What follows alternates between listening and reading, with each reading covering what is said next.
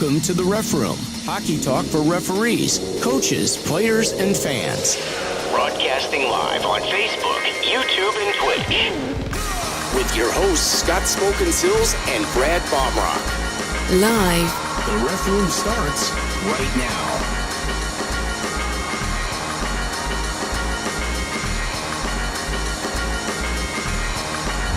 And now your host. Oh yeah, it is the Ref Room. It is Wednesday. I am Smokin Silz. Welcome to the show, along with my good friend Brad Baumruck. We are coming to you live, of course, as we do every Wednesday. You got your peanut butter and jelly sandwich ready there, Brad? I don't know. I think that joke's ran its course, don't you? I know. Yeah, but you know, we had seminars over the weekend, and so we got together after the seminar. And apparently we had a lot of peanuts at the table. And Mr. Yes. Kousel, our referee-in-chief, insisted that I mention that I ate a lot of peanuts, okay, and made a mess there. So, you know, you're supposed to put them on the floor, and that's what I did. Hopefully nobody has allergies that watches the show, but that's the way it rolled. And I will try to share those pictures with you a little later. Other than that, hope you guys are having a great week. You know, I hate to start the show on like a down note here, but, man, we lost a lot of people in the hockey world over the weekend here, like over the last few days. So I want to send condolences out to Mike Brown, our good friend, the passing of his dad, Barry. If you guys are Harley people, you certainly knew Barry. He was at all the hockey games, but he owned the Harley dealership and was a great guy. You know, very visible in the rink always. And, of course, Mike's a great guy. So, again, you know, I wanted to send condolences to him. And beyond that, we lost Rod Gilbert this week. Edmonton Oilers lost their top draft pick, 16-year-old kid, number one draft pick, car accident with two of his buddies. So they lost, I think they lost three guys in that. So, you know, been a tough week in the hockey world. And then, you know, to top it off, you know, you got all the COVID stuff coming back. So Edmonton is like, oh, you got to be vaccinated if you want to come to the games. On the other hand, New Jersey is like, you don't need to show anything, just show up. We have hockey here, so it's going to be an interesting season, guys. I know we're back. Are we doing masks for like all the games, or is it just high school? How is that working? I can get to that in a couple minutes, but you forgot Jimmy Hayes, too, that passed away. I didn't know that. Yeah. Wow. I thought we talked about that last night. Yeah, he died the 22nd, 23rd. No, I didn't know that. He passed away too. 31. Wow, Man. What a tough week. Tough week on the hockey world as far as that goes. So if you're just joining us, we're going to cover a bunch of things today. We got some very cool videos that we're going to go through. We did talk a little bit about seminars. Had a couple seminars going on this week, not just the USA Hockey AHI one, but you guys had, 60 plus people that we worked with at Geneva. And that was awesome. 6 or 62. Yeah, awesome to see all the people coming out to become level one officials. We had a few guys that were returning officials that haven't been around for a number of years that are trying to come back, which is very cool as well. So it's good because we certainly need the numbers this year. We are going to have a lot of hockey, guys. Buckle up your seatbelts. Go ahead and toss up that QR code because people can scan it right off their screen. That brings you to the. Or did you not download that? I didn't download that one. I got the videos. I'll have to find that one. So that was. It's in today's thumbnail. So if you go look at that, that's a QR code. It'll bring you right to IHOA's website.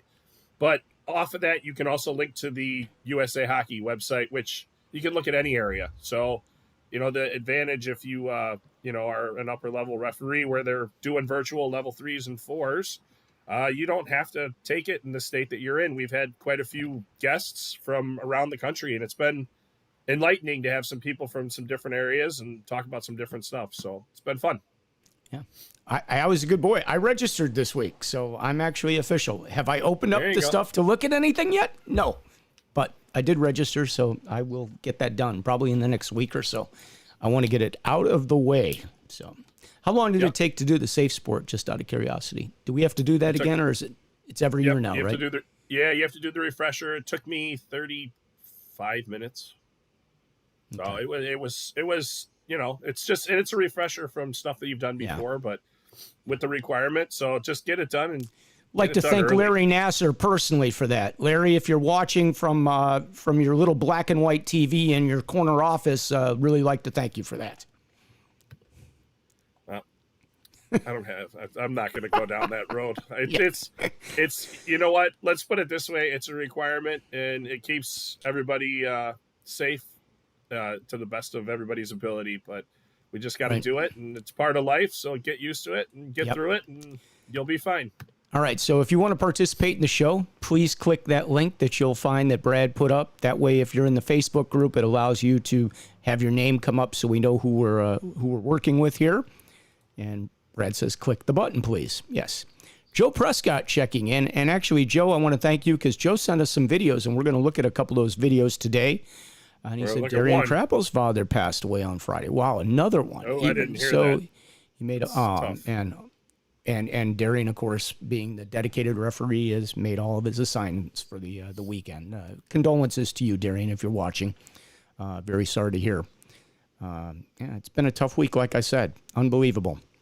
Eric says, hey, gentlemen. Yeah, Eric, what's going on, buddy? Haven't seen you in a while. And here's somebody that didn't. It's Alan. Alan, click that button so we know who you are. But it is Alan, one of our favorite scorekeepers, and always glad when you're watching. Joe says, Corey Lemansky is returning this season. I heard that. He has completed all his registration steps, is waiting on his card and crest. All right, Corey, good to have you back. Haven't seen you in a while, but we certainly need you. And I'm sure there will be lots of games awaiting you, okay? Eric says, I'm here for a bit, heading back to class. Oh, back in school already. He's in school. Yeah, hard to believe, man. Summer's winding down real fast. We'll be September 1 next week. And you know what that means. The weather will change. We won't have these 90s anymore, and it'll be winter out there real quickly. Brian's checking in. Good afternoon, boys. Happy Wednesday. Happy Wednesday to you, Brian. Always good to see you. Joe says, Corey is a police officer in South Elgin for the past 3 years. I did not know that. All right. Well, you know, we have a few referees that have become policemen, or we have some referees that were policemen to begin with that get into this. So, you know, we appreciate what they do. We certainly we need police out there. Okay, take care of us. A lot of police, a lot of fire. Yep. Oh, I hit that one twice. He said Marty's at the house. All right, in the house. In the house. Max is checking in from the college campus. Oh, Max is at school already too. Yep. All right. Are you local, Max, or are you having to travel for school? Are you like, you know, one of those nice universities, having some fun already? Okay, let us know. All right. And Brian says, great to see you. Checking in on lunch. Evan is here. Always glad to have all you guys. Thank you. We appreciate the participation. So what are you going to go to first? Should we do a couple of videos? Is that what we're going to kind of work on today? Yeah, I mean, you know, we could use some coffee. Yeah. Yeah, we could use that. Yeah. Well, why don't you tell them about coffee? I'll put that up real quick here. Yeah, so you can see it in the bottom corner. A little bit of fundraiser. So it's buymeacoffee.com/refroom. It's $5, right, Scott? $4? $4. In there. $4. $4. And Scott wants to change You can buy multiples. Like... We haven't had any caffeine in a while, so if any of you guys are anxious to buy us some caffeine and keep us going, we would appreciate it, okay? I still say we got to change that to beer or pizza one day, but we just haven't done it. It's staying by me a coffee. Yeah, so if you want to contribute to the show, well, hey, whoa. Oh, why don't we change it to buy me a PB&J? Yeah. That'd be funny. I don't think that's available on there, but that would be funny. Buy me a PB&J. That would be hilarious. That would keep that joke going. I thought it was dead, but apparently it's going to keep rolling. It revived. Right. Right. I'll do a video. We got some good ones in here. Let's move to a video here. Let me see if I can get this screen up where we can see it. Okay. All right, guys. So let's start. This is a good one.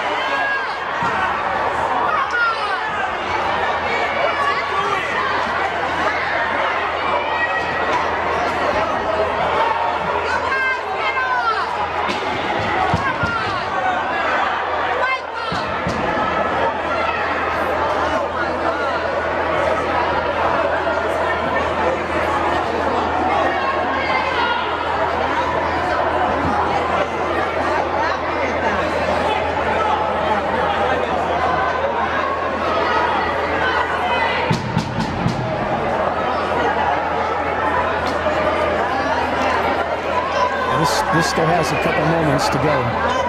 Yep.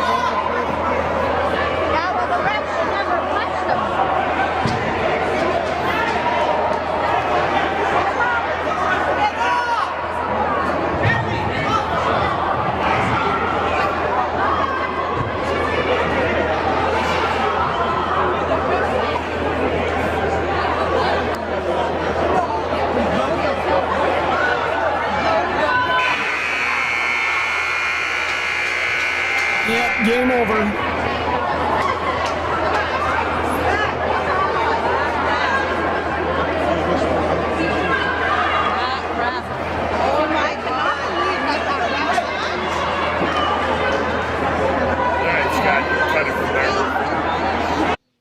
Yeah, that was quite something, man. That was kind of shocking. You hate to see that. I mean, it was like all fun and games with a couple little fisticuffs, and then you see a referee getting involved, and wow, he got pounced on. I don't know how that started. Joe said to the far left, so I can't see the far left of the screen either. He said the part of it's cut off. Maybe we're cutting it off. Let me see if I can. This is. I can only do so much here with this. Let's do this. I'll go back to the beginning, and I'm going to take us off the screen here if I can. Let me see if I can do a full. Yeah, pull us off. See if that works. Let me see if here's a full iPad of it. So let's go one more time from the beginning here. There you go.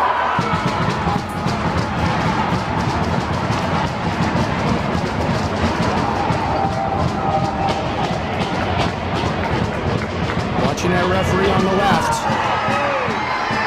He slaps at the guy and they go nuts. Yep.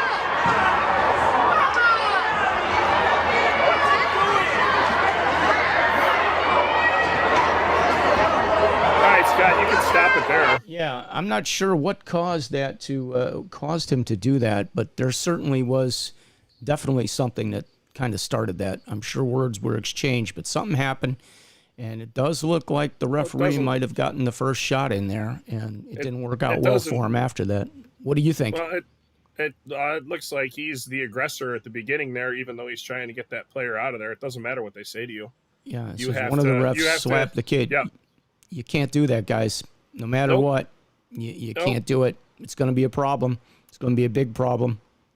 You could put your career on the line doing something like that. So, kind of crazy. Karen says at least no moms came out. Yeah. Could have the hockey moms coming on the ice. That's never good. There's a couple things I want to point out, which Marty just put out there, which as you're starting to read these comments. Yep. Yes, this is obviously a game that's 2 referees and 1 linesman. Okay, yep. This video came into us just as a teaching point of absolutely what not to do.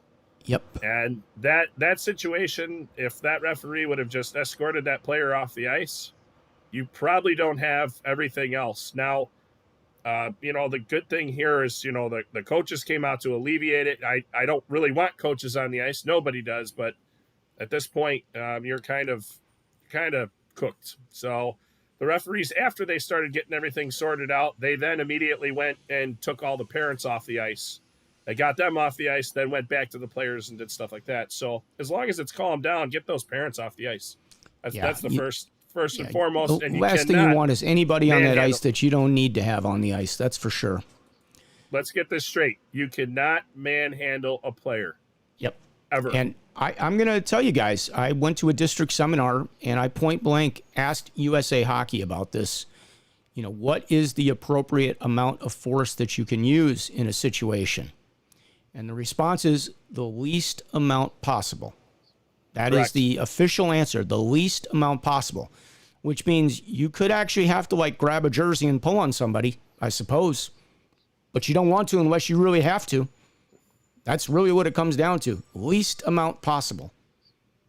Well, is that accurate, or what would you? How would you describe that? I mean, no. That's the only thing. That's how you should always be treating a player, because you're trying to diffuse the situation, anyways. So let's talk about even taking a player to the penalty box. To get them into the box. What's the best way to do that? Should you be holding on to the player to get him to the penalty box? Or should you just be escorting him? What's your philosophy on that, Brad? So when you're taking a player to the box and you've already pulled them out of the situation or they've turned to go skate towards the box, okay, you can take your hand and put it on the top of their pants as you skate next to them and hold them. They very rarely even know that your hand's there. They might know it too. It's a non-aggressive place to have your hand on their uniform, and if they try to get away from you, you already got them in your hand. So it'll at least alleviate some of that, hopefully. Yeah. So, and that's only in a situation where you think you're going to have a problem, basically. Right. You know, you're not going to do that. Kid gets a tripping penalty. You don't need to grab his pants and Nope. take him to the box. You just go over there with him and make sure he gets in. But Right. if you have an aggressive situation and you think there could be some tempers flaring, then, that's the way I was taught too. So I agree with Yep. that 100%. Yeah. Joe And you says don't after have to slapping stand a on player, top what of would he think would happen? Yeah. Marty says, meet level 1 resistance with level 1 force. I suppose so, yeah. I mean, you got to be careful out there, guys. And remember, we tell you this all the time. There's a video camera out there. Doesn't matter if you don't see it. There's a video camera out there. Be prepared. Yeah, do your best to that's not why. be involved in this. Okay, last week I had a senior moment, but I'm going to come back to the Steve Patafi thing because it was on an altercation. Because you have video, listen, it does not hurt to have signals like, go back to your bench. Go back to your bench. That way, whether they can hear it online or not, they see you are making an effort to try to restrict people from coming off the bench or coming near, like go back to your area. When they see your hands pushing back like this, you're not hitting anybody, you're not pushing them, but you're giving the signal to go back so everybody knows that referee communicated trying to get those people back to where they were.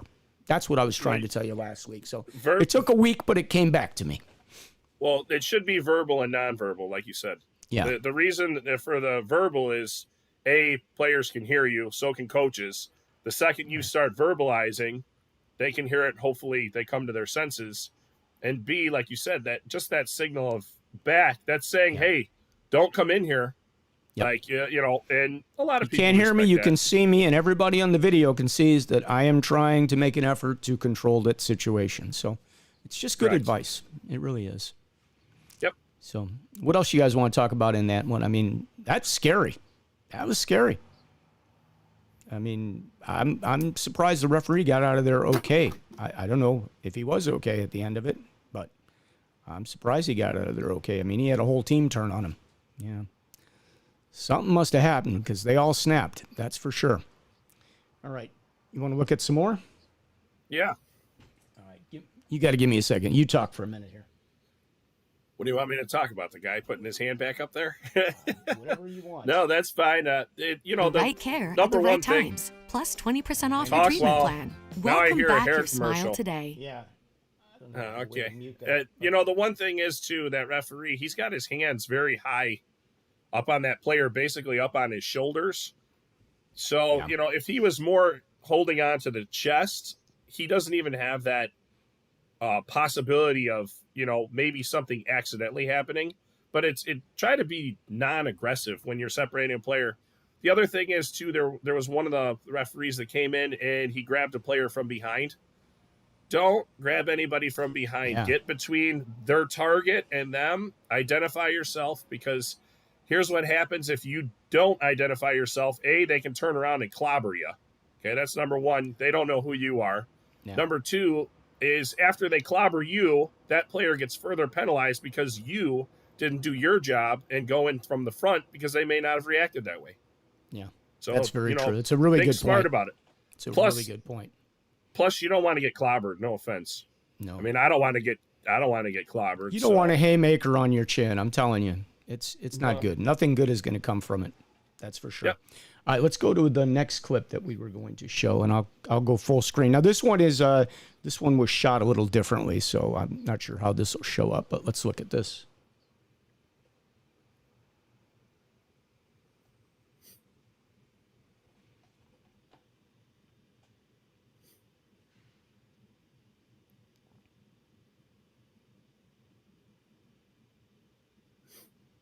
I wish this one had video, Scott. Yeah, or, men's audio. league. Oh man,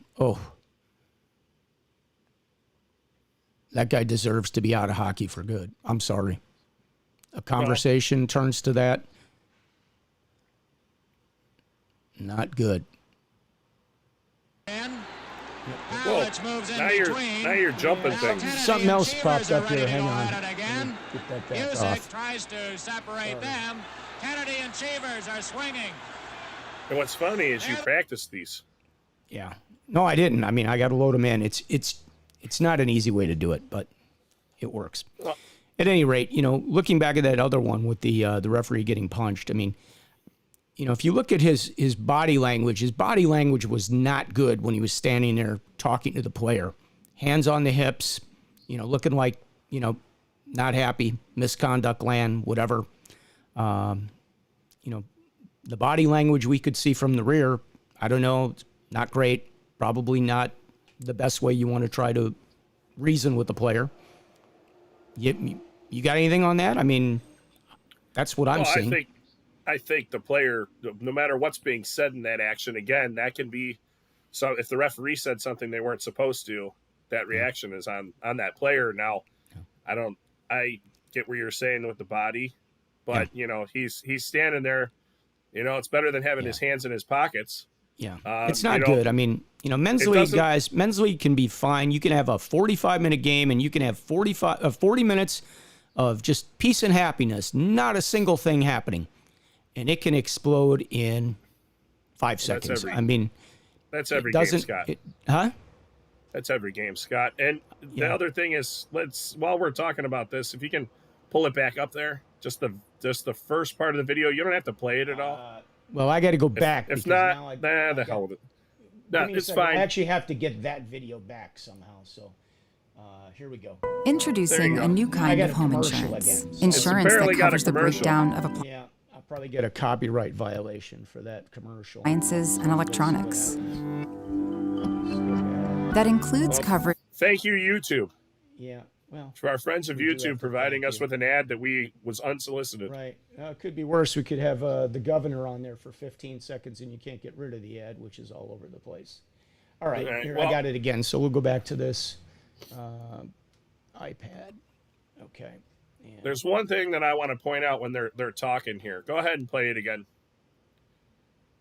And here comes the other official, right? Stop it. Right there. Stop it right there. Okay. If you're the official on the right there, right? I can tell that he's a little bit younger, it looks like, or he just looks really good for his age. But when you see your partner and a player kind of toe-to-toe like this, you need to take your body and get in between the two of them.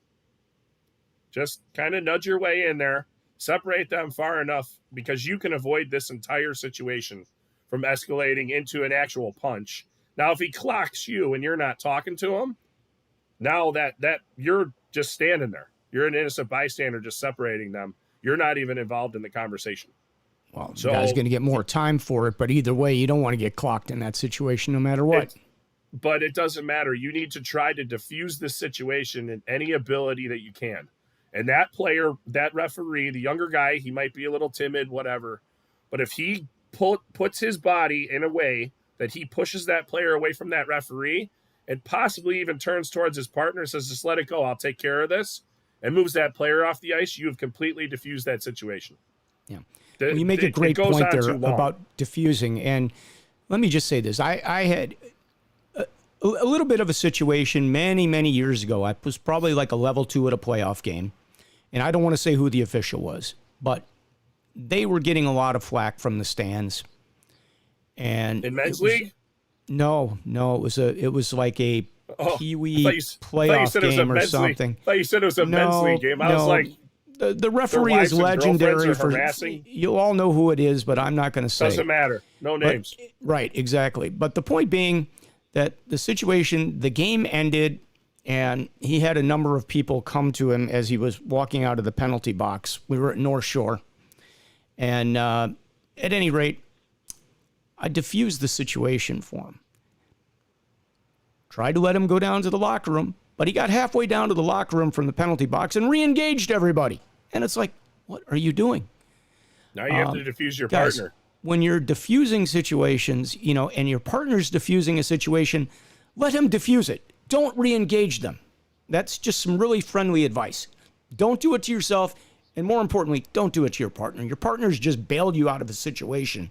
Don't put them right back in that situation again. So that's all I have to say on that. I'm on my soapbox again on something. But, it's one of those. You got to be smart, too. If your partner's helping you out in a situation, don't go put him back in a bad spot and yourself back in a bad spot. It's not good. Well, Scott, if you diffused whoever came up to him and now your partner's the one, now you have to diffuse them. Yeah. And remember, you're the overseer of every participant in that contest, especially in a 3 or a 4 official system. The referee it was a 2-man, and I think I was probably a level 2 when this was happening. I know. Joe says absolutely correct. Ryan says Center Ice Men's League is the worst when it comes to Men's League. Everyone thinks they are going to the show. Well, that's no different. I don't care what Men's League you work. You can be working the Senior League, and they think they're going to the show. And I'm not putting Men's League down, but no, that's just how people are. There's some great Men's League players, and there's some great Men's League teams. But, think about this. I'm not going to mention the team, but there's a team that was winning by more than 15 goals recently. And all of a sudden, the one guy's like, did you stop putting the goals up? Like, yeah, no, we're still reporting the goals. Well, we're trying to get it up to 20. You got a 15-goal lead in the third period, and the scorekeeper has stopped putting the 15. Like he's got 15 up there. He's not putting 16, 17, and 18 up there. And all of a sudden, the guy's upset by it. Like, no, we're trying to put up a 20 spot. Like, seriously? Like, this is what you're dealing with. This is what you deal with at a Men's League. It's crazy. Well, it's all levels of hockey, Scott. And there was an article that was put out about 10 years ago about why youth sports and adult sports and stuff like that get so out of hand when they're technically recreational. By human nature, we are very, very tribal. Okay, that's why a Bears fan and a Green Bay Packers fan get into a fist fight in the stands. They're not even playing. But they're so indebted to that tribe of the Bears and the Packers that they're willing to fight for it, which makes, brand loyalty. Okay, but you got some common sense in there. But also you got to remember, when people get heated, they do dumb things. So a lot of times people don't mean to make the decisions they do. They just happen. So that's why the officials on the ice are supposed to be the calming and cool presence. We're supposed to try and diffuse this stuff. Because guess what? That tribal nature is, we want to win. Now, you disagreeing with them trying to put up a 20 spot, you know what? I don't know what the reason is. Maybe the team is in that Men's League and they shouldn't be there, but they keep saying they want to be there because they don't want to play during the week. So they're playing in a league above them on a Saturday or Sunday. It was the top league. Doesn't matter. And they were playing some good players, and they were putting up big numbers. Okay. Well, I'm just saying maybe that team shouldn't be there, and it was this team saying for the third time that we beat them 10-0, get out of here. Like, you don't know the inner politics of all of it, how it works anyways. So you got to remember, whatever's going on the ice, that's none of our concern. If he's upset about 20 goals, then he's upset about it. But, if the scorekeeper has a prerogative, that they're not going to insult the other team by that, you got to diffuse that situation again. When you grew up playing hockey, when Yep. you grew up, did you have artificial scores put up on the board? If you were losing by 6 goals, was it only up there as a 5-goal lead, or if you were losing 18-0, did it say 18-0 on the scoreboard? Because when I grew up, if you were losing 18-0, guess what?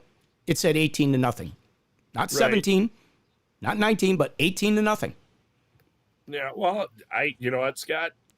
I think they put it up there, but I wasn't ever too concerned about that. I was concerned about what was going on the ice and what my next shift was. We could be winning 10-1, and hockey. The second that you're winning and you let up, that's when you get injured. Well, yeah, you got to play your best to the best of your ability every shift. Yeah. Or else, and I will say, sometimes that's more dangerous on the referees too out there when a team does change the way they're playing. If they start playing a different style of game, sometimes it can get a little more tough for the referees out there. Let's just leave it at that. Right. And you know what? I'm going to say this, Men's League, you know what? If you're a men's leaguer and you can't take that it's up there or whatever the score is, then don't play. I'm sorry. Like, if you can't, like, if I played Men's League right now and we lost 25-1, here's my excuse for being there. I got to go out and hang out with my buddies. because hopefully I'm playing on a team that I There might not have been enough of them there because that's why it's 25-1. But right, but okay. Well, but it's to hang out before the game, hang out afterwards.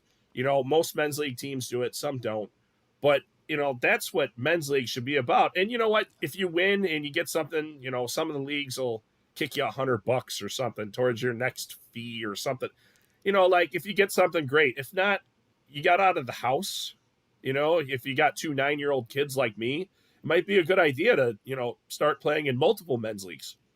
But, I'm not going to do that. My days of picking up a stick is, unless it was like some sort of charity thing, I don't think I have the desire. Yeah, but, it's exercise. It's good for your mental state of mind to get out and, take a little frustration out and get some exercise. Yeah. And that's what it's supposed to be.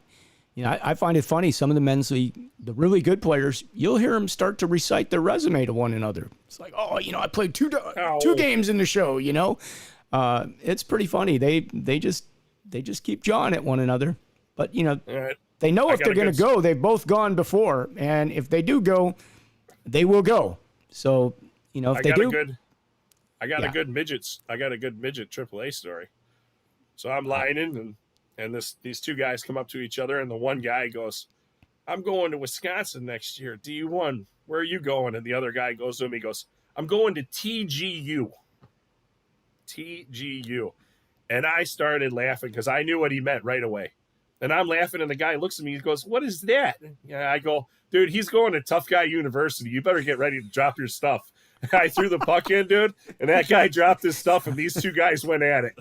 I mean, they went at it hardcore. Like the second he said TGU, it snapped in my head. Yep. I started laughing. The guy that was a Wisconsin guy was like, "What does that mean?" I go, "He's going to Tough Guy University. You better get ready to drop your stuff." And sure enough, the second that puck went down, man, they shed all their stuff and away they went. That's awesome.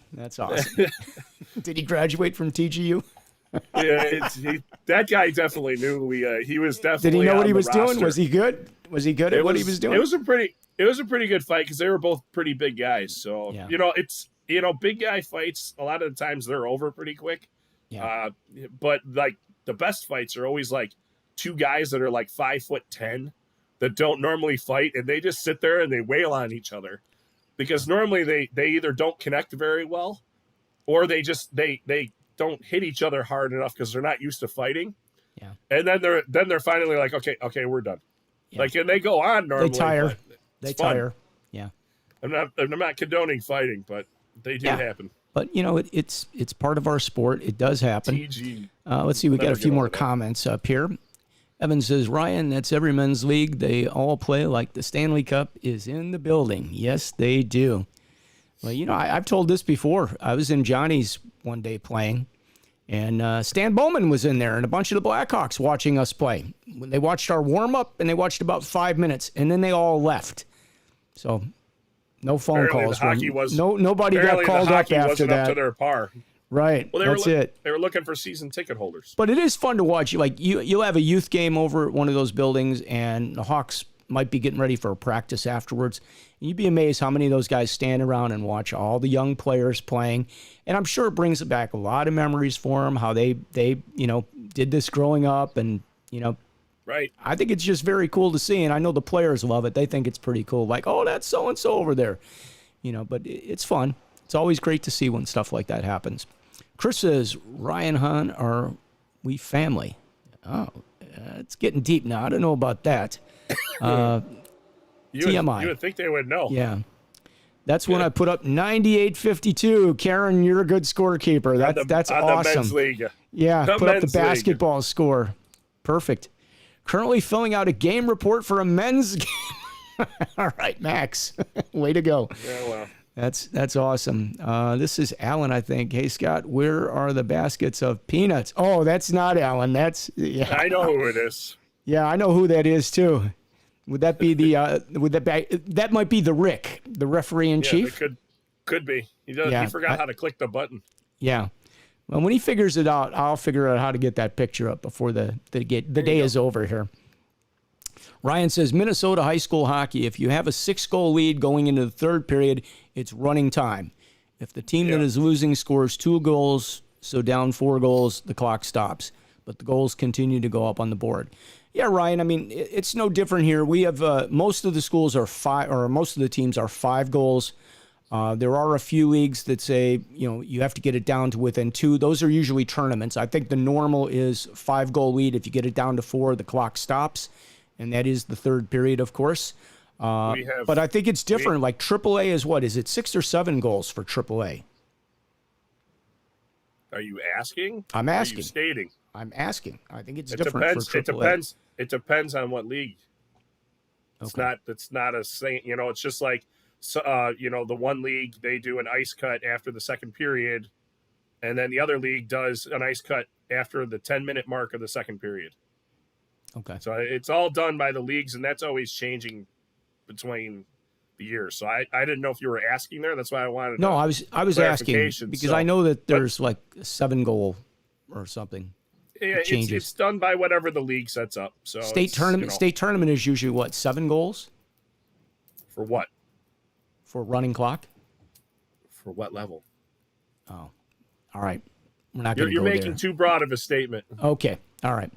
We got called out. Christopher says you can't call them midgets anymore. That's offensive. Sorry, Christopher. Well, we used to call them juveniles when I was growing up, but you can't call them that either, I guess. So we're U16 or U18. Okay. I get it. We don't mean to be offending anybody. Trust me. I'm not trying to offend anyone. That's why I let Scott on the show. The Facebook user says show the pictures anyway. Yeah, when you figure out how to click the link, okay? Illinois West is 5 goals, and it doesn't stop for new goals. And it don't stop. There's a lot of places that do different things. We can go down this rabbit hole for an hour and a half. It gets us nowhere. Yeah.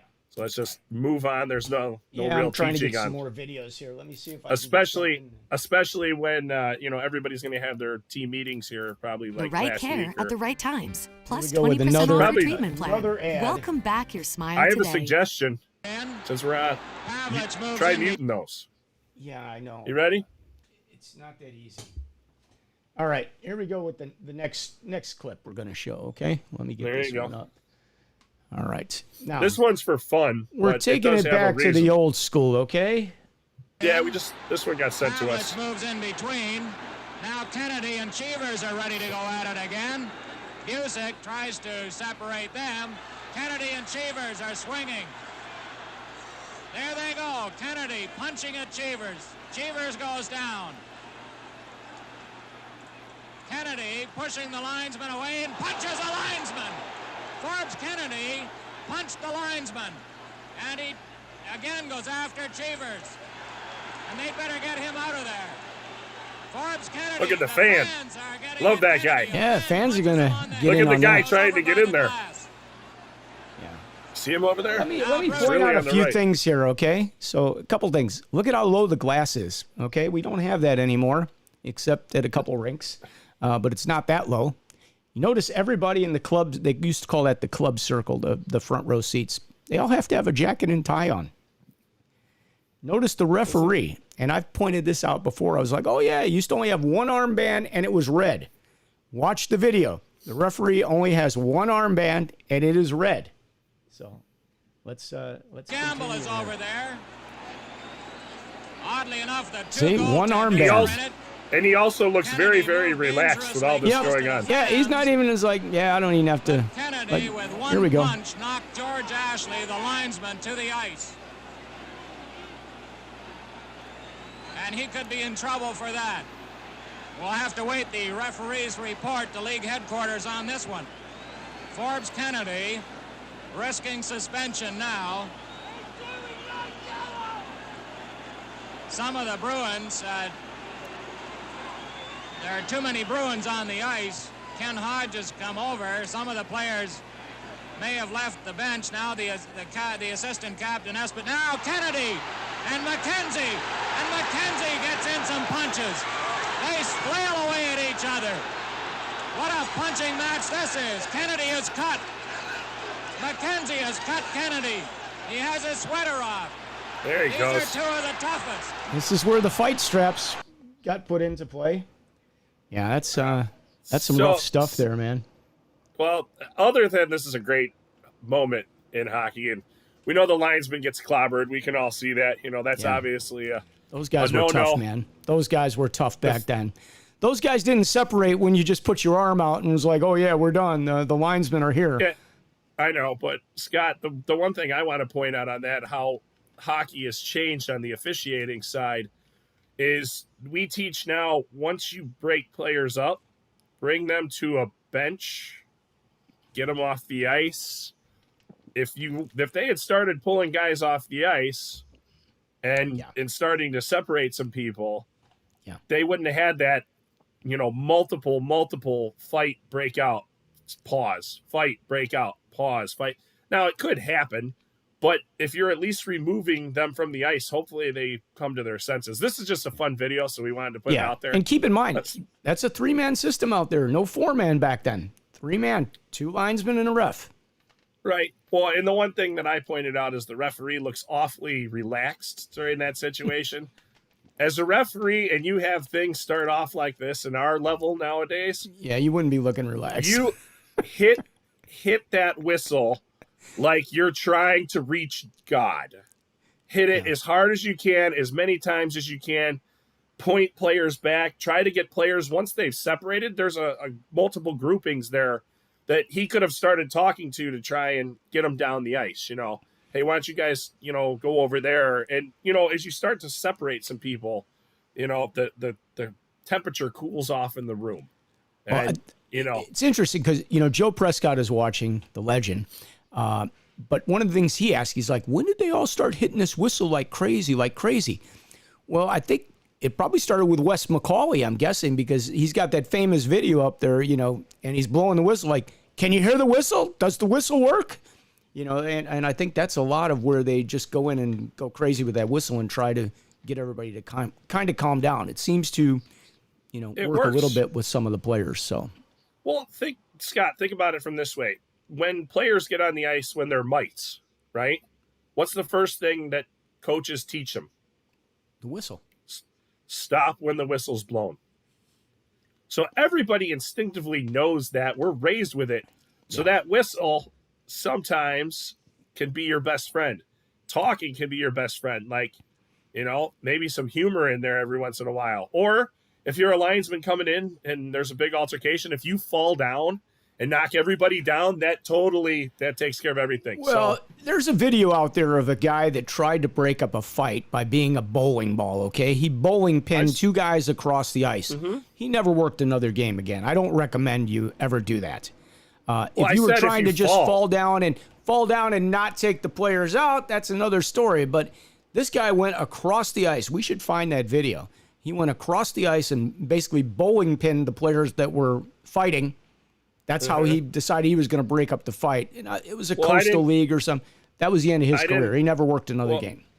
Well, Scott, I didn't mean to intentionally do that, but I have been a part of a game where there was a 5-on-5 line brawl, and the linesman came all the way in from the far blue line, and he was going, and he caught this rut, and he flew all the way underneath everybody. He caught the rut.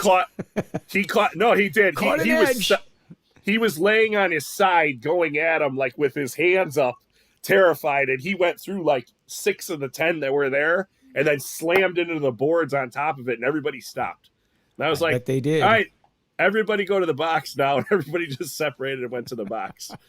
So I'm not saying take anybody out by throwing yourself at somebody's knees. I'm saying, if you fall down, it might alleviate the pressure. Yeah, it could. Definitely would get the players' minds off what they're doing. Joe Prescott says the referee was John Ashley. All right. There you go. Good to know. Evan says, back when the Leafs can actually win a Stanley Cup. Yeah. Win a playoff game. How about that? Or I should say at least win a series. And the memes are they're just ruthless.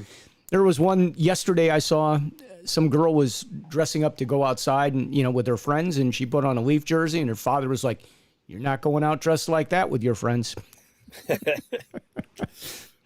Joe says the linesmen Matt Pavlich and George Ashley. Well, wait. Oh, John. So were they brothers, Joe? George and John? Or were they not related? I'm guessing they were probably brothers if they were doing it. So one's a ref and one's a linesman. I'm sure Joe will chime in and let us know on that. He said he could be in trouble. Yeah, for sure. For sure. And Kousel said, did that work? Did what work? What? We don't know what you're talking about. Yeah. Let's see. I can just picture the ref from Slapshot. Too much, too soon. Yes, absolutely. And, so it was a nephew and an uncle. Thanks for that, Joe. Appreciate it. See, Joe knows. This is Joe has followed this for a long time. He's good with this. So yeah, just a couple. Do we have any? Let me see if I've got one more or not. How are we doing for time? You got one more. Okay. We got time for one more. We can do. We'll poll the audience on this. We're doing the Ben Bishop one. Is that the one we're going to do? No, the one that I sent you. Which one was that? Oh, is that the one on the with the stick? The stick? Okay, I got to get that from another source, so I got to actually change out here. Keep talking. All right, well, that's okay. I'll send you videos all week, and then once we get on 12:46, we'll catch up, right? And Eric, yes, your thing did work. So interesting enough, with these little videos that we have, the best part of that last one was the fan interference there. We do have some rinks around the country that have low glass. Misspoke there. Make sure that if you have low glass, that you are aware of it and be conscious of it.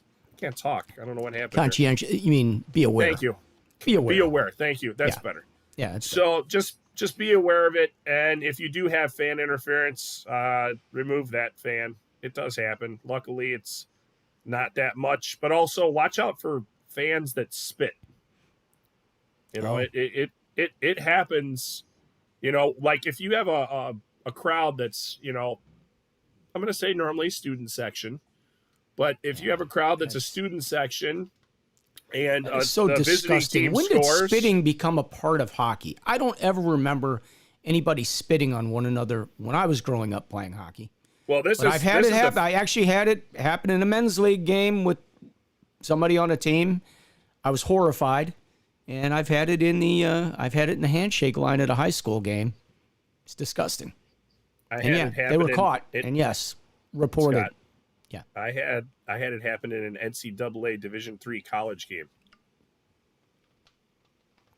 It happens, but be aware of it, especially when visiting team scores and they celebrate in front of the home team's fans in the first or third period. Keep an eye out on those fans. You have to watch everything. After they score a goal, they're celebrating. You need to keep an eye on them because other stuff can happen. Yeah. So. And the coins coming down on the ice. Yes. Yeah, that's not a good one. I don't like coins when those come. No. Yeah, that's crazy stuff. All right, let's go to the next one. All right. We'll poll people on what they think on this. You're going to have to open this up because it does has the left cut off. There you go. I'm going to give you the full screen here. Okay. How's that? All right. That's here good. We go. Let's see if I can get it to play. It's going to happen on the left. There it just happened. There it just happened. Yeah, you can play it again if you want. It's a short video. Yeah. Let's see if I can just back it up here a little bit. Oops. I don't know what that was. Uh-oh.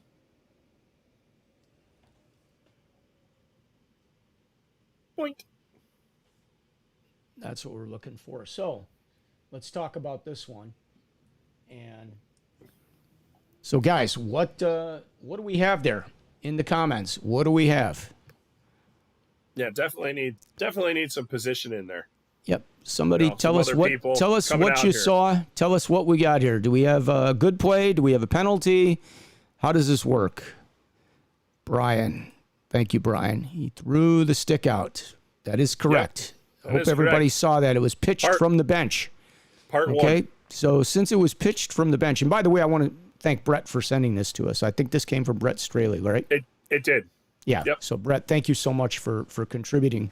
And all you guys, Joe sent in some videos. And if any of you other guys have some videos you want to send in, we'd love to have them. Love to take a look at them. Situations like that. That would be awesome. All right. Yep. So Joe Prescott says we have a bench minor penalty. Is that right, folks? Do we have a bench minor penalty? Do we have more than a bench minor penalty? Or do we even have a bench minor penalty? What do we got, guys? Scott, yes. If you think yes, put 1. If you think no, put 0. There you go. All right. Give us a 1 in the comments. if you think we have a bench minor penalty. What did we say? Give us a 2 if you don't think there's a penalty? 1 or 0. 1 or 0. Okay, 1 if you think we got a penalty, 2 if you don't. Okay. We'll give you all a second to put that in there. A 1 or a 0. 1 is, yes, it's a penalty. 0 is, no, it's not a penalty. Well, we got one comment in here. That's it. Come on, guys. Maybe everybody's real simple. Sleeping. Hit the 1 or hit the 0. We got a lot of people watching. Still got 1. All right, there we go. Now they're starting to get it. I know there's a few second delay between the time I tell you this and you actually get to see the stuff. So yeah, a 1 or a 0. There you go. Now it's going. All right, now it's starting to look like a ticker tape. It's moving a little bit. Anybody else? Anybody else want to say it's a penalty? Don't think it's a penalty? All right. Well, I think we got what we're going to get. So Brian says 1. Marty says 1. Anthony says 1. Yep. Ryan says 1. Even Mike Wagner says 1. Is it 1 or not? And the answer is exactly what Mr. Prescott said. It's a bench minor penalty. And why is it a bench minor, Scott? Because it came from the bench. It was thrown. It would need to be handed off. It was thrown from the bench. So thrown from the bench is the penalty part. If it had been handed from the bench, it's not a penalty. Okay? And let's talk about this a little bit further, because let's say the stick was handed off. Okay? And let's say it was the goalie's stick. Let's put the goalie in play here, that the goalie needed a new stick. So let's say a player handed the stick to his teammate, and now his teammate takes the stick and throws it down the ice to the goalie, who needs a stick. How many of you guys say we have another penalty? How many of you guys say we don't have a penalty? So 1 in the comments if you think we have another penalty in that situation, and 0 in the comments if you think we don't have a penalty. Again, so the player has been given a stick legally, handed to him over the boards, but the goalie needs the stick, so he turns around and throws the stick down the ice to the goalie. How many people think that's a penalty? Put a 1 in there if you think it's a penalty, and a 0 if you don't think we have a penalty. And I'm waiting. I'm waiting. Yeah, and it was a little, Scott, just so you know, when I looked at it earlier, the delay was about 6 seconds, I think, today. It was a little behind today. We'll give you a second. No big deal. But yeah, again, we're looking to see if the play was legal with the stick coming onto the ice to a player, and then he throws the stick down to the goalie. Is that a penalty? And I don't see anybody responding yet. What's up with that? I know we got a lot of people watching. Same people that saw it before. What do we got, guys? We got no response is what we got. Oh, here comes the 0 from Mike Wagner. Mike Wagner says... There was a couple before it. You just didn't realize it. That's not a penalty. Okay. We had a Facebook user that gave us a 1. I don't know if it was coming from the other. Marty Tong says 0 as long as it doesn't interfere with play. Okay. Keep going. Anybody else? Anybody else?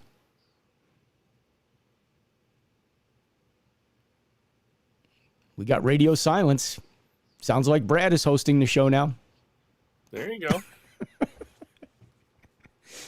No talking. All right. Well, I guess that's all we're going to get for the answers on that. But the answer is, if it's legally played, basically what Marty Tong is saying is correct. As long as it's legally obtained from the bench. If it's legally obtained. Now, where it gets dicey is, let's say there's a lot of play through the center ice area, and the stick is thrown down there, and now it interferes with play. It hits the puck. It hits the players going down there. Now you got a penalty for throwing the stick. Yeah, you got a penalty for throwing the stick at that point. And the other way you would have a penalty, dead air. The other thing you would have a penalty for is if, let's say the player that brought the stick over now has 2 sticks in his hand, and somehow he ends up in play. So if he's got 2 sticks in his hand and he ends up in play, then we have another penalty in that situation. And let's see, Joe's chiming in here. If he participates in play, Scott. Right, participates. if it hits him accidentally, that's not participation in play. Right. And Up if until, they drop it, if they Go ahead. drop one, like if you have a goalie stick, you have to drop the goalie stick as a player and play it with your player stick. So if you drop one, though, after it hits you, you're still legally playing that puck. Right. So I have another situation that we can expand on this even further. Okay, go ahead. And then I'll put Joe's comment back up and we'll talk about it. Yeah, no, that's fine. You have a player sitting in the penalty box, right? Home team. Visiting team guy is in front of the penalty box. Visiting team guy breaks his stick. Home team player goes, hey, here. Visiting team guy grabs the stick from the home team player sitting in the penalty bench. Is that a good play? Put it in the comments. What do you think? Good play, 1. Bad play, 0. Good play, 1. Bad play, 0. Tell them again. Give them the scenario one more time so they know what to do. Home team players penalized sitting in the penalty bench. I'll even add with time remaining on the clock, by the way. Visiting team in front of the bench breaks his stick. Home team player hands the stick out to the visiting team player.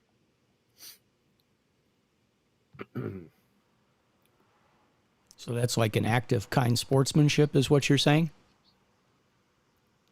All right, we got a couple. Thank you, Matt. A couple zeros coming in there. Joe Prescott says 0. Matt says 0. Player receiving stick receives penalty. Yes, that's correct. So it's not a bench minor on that player that's smarter than the visiting team. The visiting team, you cannot accept a stick from the penalty bench. Those players are not allowed to participate in play. The second that play comes out there and you accept that stick, you have now just accepted that from the penalty bench. It doesn't matter if it's the home team or visiting team that gives it to you. That's so let's go a step further. Let's say you have a penalty box that doesn't have glass in front of it, and we have some of those where the player is exposed. And let's say your teammate breaks a stick. Can the player from the penalty box hand him his stick from the penalty box? No. Right. Well, I was trying to get a 0 or 1 there. Thank you very much, Brad. But yeah, it's basically saying the same thing. Yeah, but I just covered it. Yeah, I know. Yeah, I just covered it that you can't accept a stick from the penalty bench. We got 3 minutes left. I'm trying to get us to the top of the hour. No, you're good. I think it's a good note to end on with this 2 penalty violation thing, which is funny because I've heard this from Joe before. Up until 87, that was a 2 penalty violation. It was a bench minor for throwing an item onto the rink and a minor to the player for playing with illegal equipment. So, yeah, that's interesting. That would have been a double minor penalty. I'm sure the coaches would have lost their mind twice as much as they would have with just the 1 call being made. All right, guys. Well, that was a quick hour. Wraps it up. It always goes fast. Hope everybody's getting ready to do lots of skating and that you're having a good time as summer starts to wind down, getting those last golf games in. I'm going to go get my admissions tested after this. You are. And then go to the DMV. Oh, so if you want to send some good thoughts towards me, let me know. Well, greatly appreciated. Do you think you'll pass? Oh, yeah. I won't have any problems with that. It's the DMV part. All right. Well, I just thought I'd throw this There up. it is. This is the infamous photo that was taken by our referee in chief. He didn't like the fact that I ate that many peanuts, but I was told to put them on the floor. But those are great shoes, man. Those should be like official USA Hockey reffing shoes. Those have bands on them and everything ready to go. How about that? There you go.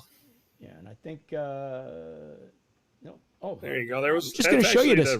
Hey, this is actually kind of cool. This is Geneva Ice Arena with one of their rinks getting ready to get new ice put in. Why don't you tell us about this, Brad? Explain this. So they did a complete renovation. So what that is the circuitry that the brine solution runs through in order to cool off the ice or sand. They're going to fill it with sand, I would assume here. Unless they pour concrete, but you can tell they took all the boards out and everything. And this rink is actually sunk into the ground with that concrete ring around it. And the boards push right up against there. If anybody grew up in the area, getting hit into these boards is not very fun. Yeah. They are like concrete. So, but the circuitry looked like it was all laid when we were there. We ran our seminar there, and they were nice enough to let us use the player locker room on the one side. And we kind of took a couple of snaps of what they were doing. So I don't know much about this. So I'm kind of curious. So at this point, they would come in and they would put sand on top of this to fill it up, to get it up to level, or? It depends on whatever base that they're going to be doing. I don't know, to be honest with you. Like, but if they were pouring concrete, it looks like it's rebar. Yeah, but it looks like it's got. We should have asked. I didn't think about it. I didn't think you were going to share this, but whatever they're going to do, they cover that. Like either if they were going to cover it with concrete, they cover it with concrete. If not, they cover it with sand, and then they come out with. You put it out, and then you come out basically like on a baseball stadium when they drag the chain link fence. Yeah. And you drag all of it, and you get the sand all. Well, is this stuff strong enough to have like the sand? I mean, you'd be putting a lot of sand on there to have it put on top of, and then to have it dragged out. Is that stuff like? Yeah. It's not fragile in any way. I mean, if you were pouring concrete, I'm guessing you'd have to get between it and pour the concrete in and fill it out. I mean, you couldn't pour it over the top of it. Yeah, honestly, I've never seen this part done, so I don't know. Yeah. But there's either it's a concrete floor or a sand floor, one or the other. Yeah, I mean, it looks like rebar, but I never knew that it was that sophisticated and that tight to one another, because you just don't see that in the rink, when it kind of goes through the ice and you see usually you get that white line when they've got something that's broken, and you can kind of see. At least that's my experience in a couple of these rinks. You can see where, you get the brown spots too, but you also get, some of them have a white line on them. I don't know what that's. That's the salt solution, the brown, that is trapped underneath the ice when there's a rupture in one of these tubes. They're a real thick, plastic. And it's interesting when there's a leak, what you have to do is you cut so it's no matter what, the solution's in there. You don't drain all that solution. Think about how big an ice rink is, plus the reservoir. So when you're doing fixes on the rinks, every once in a while, they take stuff out and it's like a concrete floor or a sand floor. All of a sudden, concrete floor, you have to physically jackhammer into it, around it, pull that part out, then you clip on each side. Okay, so you cut out however long the section is that you need to cut out. But here's the tricky part. You got to have some metal. It's a metal tubing that you insert to both sides, and then you slide the plastic hose over it again on both sides, and then you hose clamp it all. And that's how they fix it. So it's interesting. But they have it's a lot of work. Lots of hours go into putting it in an ice rink. So be thankful that we even get them. And they're a lot nicer than playing in a parking lot somewhere. Yeah. We are so fortunate. We have so many rinks here, and so many nice rinks, and so much hockey. Whether you're a player or a referee, it's awesome that we have what we have here. And it just seems to be getting better because we keep getting more facilities and nicer facilities. So people are definitely investing in our sport, which is great to see. Yep. All right. Let's see. Kelsel says, aren't you forgetting something? No, I showed the picture, so we're all good. That literally came up the second after you put it up there, because I saw it. I know. There you 204 days to the Feast of St. Patrick. Yep. We're halfway to talking to you, Joe. It came up on my phone as a reminder this morning. Yep. Okay. So we'll call you. This week show, or next 5 week. Stars. Thank you for whoever said that. Eric says thank you. Yeah, thank you, Eric. Thank you for all you do, buddy. Appreciate you. I know we pick on you sometimes, but we love you to death, okay? You were pretty quiet in the bar and restaurant the other day, too. You were just taking it in, I ate all those all those peanuts without having a beer, by the way, just so you guys know. So Brad and I drank Diet Cokes together. Yeah, we both did Diet Cokes together. Brian, thank you. Appreciate all the support. Thank you for checking in every week. Joe, thank you for checking in and providing some of the videos. Same thing to Brett. I don't see him on the comments yet today. He might have to be working, but yeah. The white spot is the paint mixing with the brine. Okay. Thank you for that. Joe's very knowledgeable. Joe shared that he was the one that actually took the ice down at Rainbow Arena back in the day.